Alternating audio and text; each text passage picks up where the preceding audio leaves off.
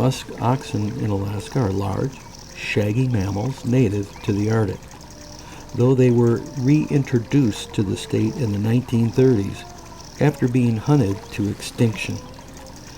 In 1930, 34 musk oxen from Greenland were brought to Alaska and released on Nunivak Island.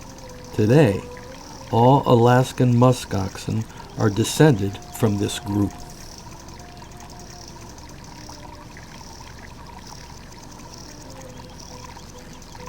It's always been fascinating to me to watch wildlife, some weighing several hundred pounds, seemingly disappear as they enter their protected brush.